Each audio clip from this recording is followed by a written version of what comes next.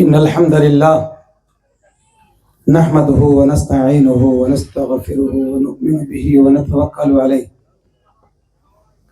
ونعوذ بالله من شرور أنفسنا ومن سيئات أعمالنا من يهده الله فلا مضل له ومن يضلله فلا هادي له وأشهد أن لا إله إلا الله وحده لا شريك له في الخلق والأمر إلى الأبد وأشهد أن محمدا عبده ورسوله أرسله بالحق بشيرا ونذيرا أما بعد فإن خير الحديث كتاب الله وخير الهدى هدى محمد صلى الله عليه وسلم وشر الأمور محدثاتها وكل محدثة بدعة وكل بدعة ضلالة وكل ضلالة في النار. فأعوذ بالله السميع العليم من الشيطان الرجيم.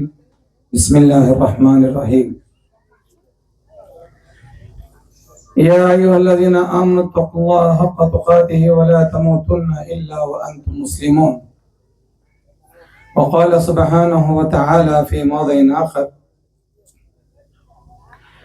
يا أيها الناس اتقوا ربكم الذي خلقكم من نفس واحدة وخلق منها زوجها وبث منهما رجالا كثيرا ونساء واتقوا الله الذي تساءلون به والأرحام إن الله كان عليكم رقيبا.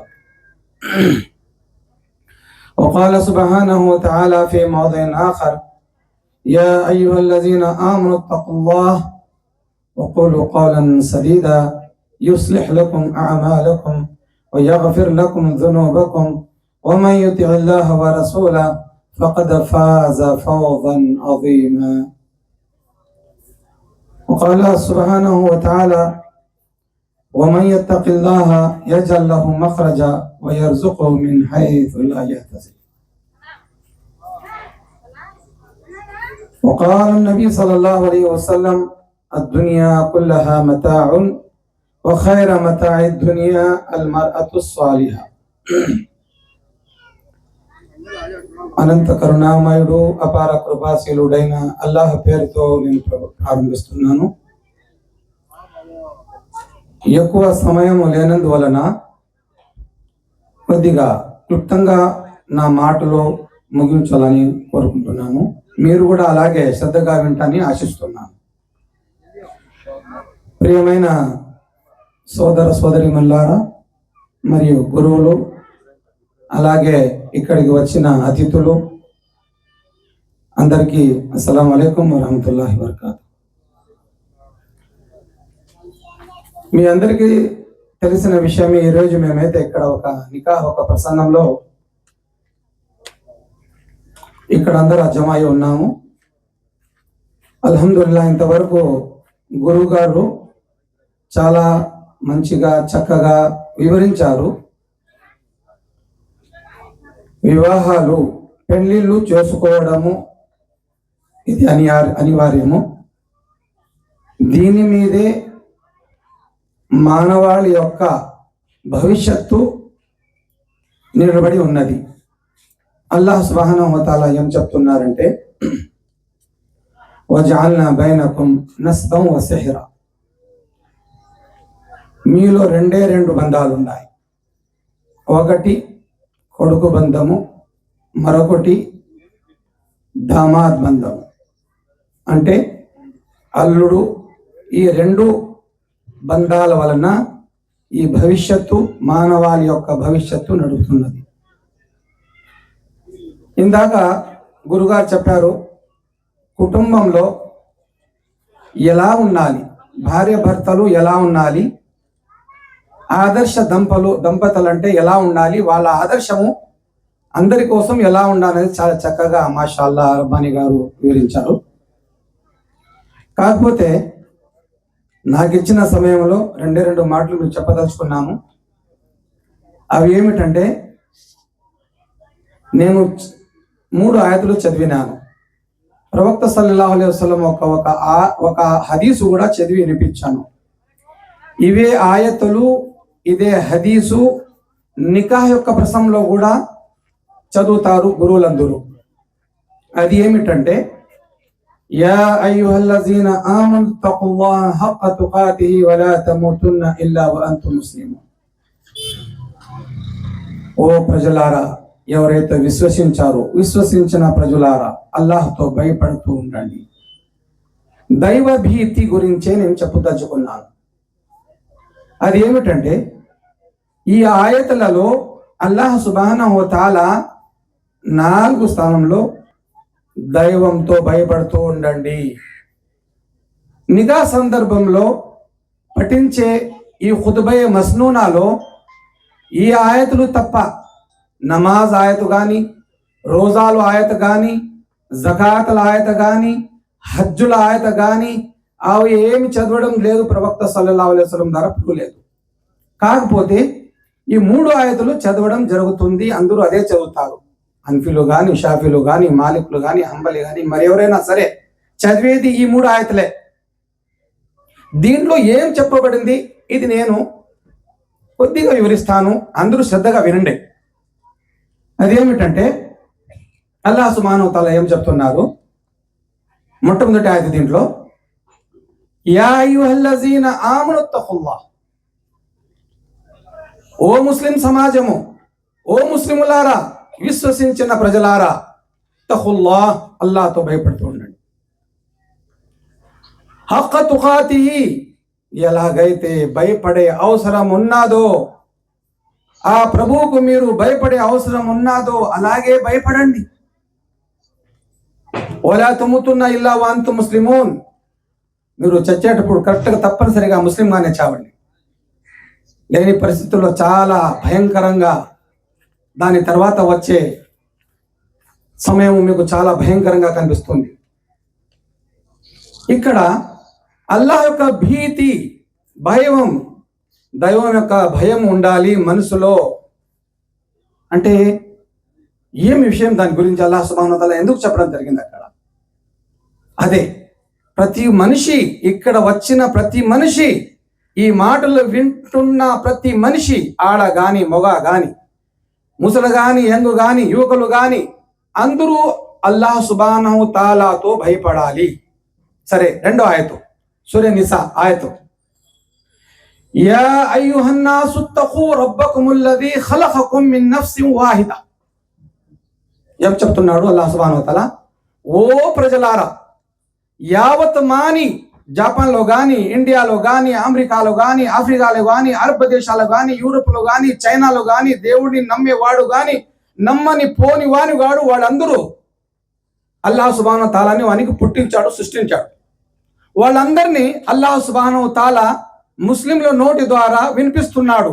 అదేమిటంటే, యా అయ్యుహన్నాసు తఖూ, ఓ ప్రజలారా, యావత్ మానే ప్రజలారా, మీరందరూ అల్లాహ్తో భయపడండి, ఆ ప్రభువుతో భయపడండి.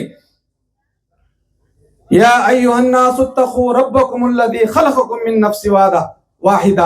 ఏ ప్రభు అయితే మిమ్మల్ని అందరినీ ఒకే ఒక ప్రాణితో మీకందరినీ పుట్టించాడు, సృష్టించాడు, అతనితో మీరు భయపడుతూ ఉండండి. వఖలఖ మిన్హా జౌజహా, అతనితో అతని భార్యను పుట్టించాడు. వబస్స మిన్హుమా రిజాలన్ కసీరన్ వనిసా, మళ్ళీ వాళ్ళిద్దరి కలయికతో చాలా మంది పురుషులు, చాలా మంది స్త్రీలను పుట్టించాడు. ఆ ప్రభుతో మీరు భయపడుతూ ఉండండి. దీంతో ఏమర్థమవుతున్నది? ఈ ప్రపంచంలో మనుషులందరూ ఆదము మరి హవ్వ యొక్క సంతానము మాత్రమే. ఈ కులాలు, మతాలు, ఇవి అన్ని మంచి చెడ్డ, ఇవి అన్ని ప్రజలు సృష్టించుకున్నారు. అందరూ ఆ దైవము, ఆ ప్రభు పుట్టించిన మనుషులే అని ఖురాన్ చెప్తున్నది. అలాంటప్పుడు ఏం చెప్తున్నా అల్లాహ్ సుబ్హానహు వ తఆలా? అతనితో మీరు భయపడండి. ఇంకా ఎవరు భయపడండి? వధువు తరపున లేక పల్లి కొడుకు తరపు అలా ఇంకా ఎవరు భయపడాలి? గురువు గారు ఏం చెప్తున్నారంటే తఫ్సీర్లో, ప్రతి ఒక్కరూ భయపడాలి. అల్లాహ్ సుబ్హానహు వ తఆలా ప్రతి ఒక్కరిని సూటిగా చెప్తున్నాడు. యా అయ్యుహన్నాస్, ఓ ప్రజలారా, మీరందరూ ప్రజలే, మీరందరూ మనుషులే. యావత్ మానవాళికి ఇది సూటిగా చెప్పడం జరుగుతున్నది. కాబట్టి అందరూ భయపడాలి. ఆ ఆయతలే ఇక్కడ ఎందుకు చదువుతారు, దీని గురించి మీరు వినాలి. అదేమిటంటే, పెళ్లి అంటేటప్పటి నుంచి గొడవలు, పెళ్లి కంటే ముందు ఉండే మానవత్వము, ప్రేమ, అభిమానాలని పెళ్లి తర్వాత దూరం అయిపోతున్నాయి. చాలా తాను చూడడం జరిగింది. ఇలాగే అంటే ఈ పెళ్లిలో, ఈ వివాహంలో మీరు ప్రతి ఒక్క విషయంలో అల్లాహ్తో భయపడుతూ ఉండండి. ఇలా పెళ్లి కొడుకు తరపు నుంచి కానీ, పెళ్లి కూతురు తరపు నుంచి కానీ అల్లాహ్తో భయపడుతూ ఉండాలి. అలాగే వచ్చిన వాళ్ళు, వివాహానికి పిలువబడ్డ వాళ్ళు కూడా అల్లాహ్తో భయపడాలి. ఏందయ్యా పిలిచాడు, 2 ముక్కలే వేశాడు, ఏం చేశాడబ్బా, ఉప్పు ఎక్కువ ఉన్నది, ఓహో ఏంది ఏం లేదు, సాంబార్ ఏం లేదు, నాకు రసం కూడా ఏమి వేయలేదు. భయపడుతూ ఉండండి.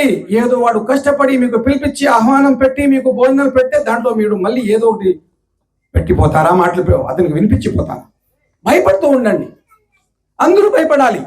వచ్చిన వాడు, పిలిచిన వాడు, జమ అయిన వారు, అలాగే నికా చేసేవారు, నికా చేయించుకునేవారు అందరూ అల్లాహ్తో భయపడుతూ ఉండాలి. ఇదే విషయం ఇక్కడ చెప్పడం జరిగింది. యా అయ్యుహన్నాసుత్తఖూ రబ్బకుముల్లదీ ఖలఖకుం మిన్ నఫ్సిన్ వాహిదా. ఒకే ఒక ప్రాణితో మీకు అందరిని సృష్టించాడు కదా, ఇదే పద్ధతి మీకు అందరినీ పెట్టాడు కదా, ఈ పద్ధతిని మీరు అనుసరించే ప్రళయం వరకు ఉంటారు కదా. అలాంటప్పుడు దీన్ని ఎందుకు ఎంత భారంగా మీరు తన మీద వేసుకుంటున్నారు? చాలా భారంగా వేసుకొని మీ తండ్రికి తారే మీరు ఎందుకు మోసపోయిపోతున్నారు? అలా కాదు. దీనికి ఒక పద్ధతి ఉండాలి, దీనికి ఒక తరీకా ఉండాలి. ఆ పద్ధతిని నడుచుకుంటేనే మీరు బాగా ఉంటారు, భూమి మీద కానీ, మరణించిన తర్వాత ఇహలోకంలో కానీ, పరలోకంలో కానీ. చిన్న విషయము, ఈ మైక్ ఉండాలి. ఈ మైక్ను ఎలా ఉపయోగించాలా అనేది ఒక మైక్ దానికి సృష్టించి దానికి మంచి చెడు చేసిన వాడు అతను ఇస్తాడు. అలాగే మమ్మల్ని అందరినీ పుట్టించిన వాడు ఎలా మనం సంసారం గడుపుకోవాలి, ఎలా జీవితం సాగనింపాలి అనేసి ప్రవక్తల ద్వారా మమ్మల్ని అందరినీ నేర్పించడం జరిగింది.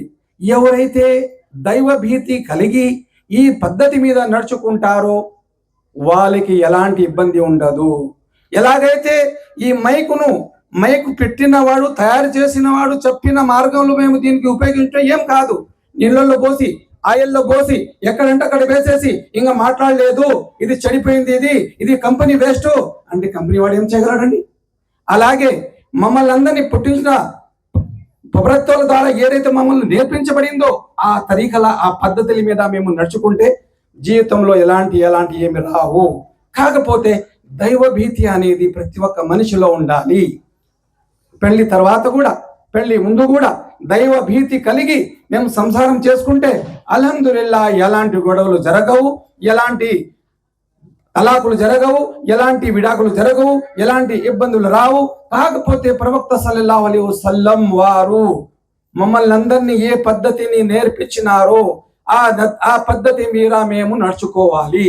అందువలనే ఈ ఆయతులు మమ్మల్ని వినిపించడం జరుగుతుంది ఈ నికాహ్ సందర్భంలో. అలాగే చివరి విషయం అదేమిటంటే, చివరిలో కూడా ఇదే మళ్ళీ ఆయతు వినిపించడం జరుగుతుంది. యా అయ్యుహల్లదీన ఆమనుత్తఖుల్లాహ్ వఖూలు ఖౌలన్ సదీదా. ఓ ముస్లిముల ప్రజలారా, ఓ విశ్వసించిన ప్రజలారా, మీరందరూ అల్లాహ్తో భయపడుతూ ఉండండి. వఖూలు ఖౌలన్ సదీదా, సత్యమే పలకండి. ఓహో, కానీ ఈ సమాజంలో ఏముండదంటే, ఒక పెళ్లి చేయాలంటే 100 అబద్ధాలు ఆడవచ్చంట. ఓహో, ఎవరు నేర్పారండి ఈ పద్ధతి? ఎక్కడి నుంచి వచ్చింది ఇది? 100 అబద్ధాలు చెప్పి ఒక పెళ్లి చేయమని ఎవరు చెప్పారు? దానికి ఆధారం ఏంటి? లేదు.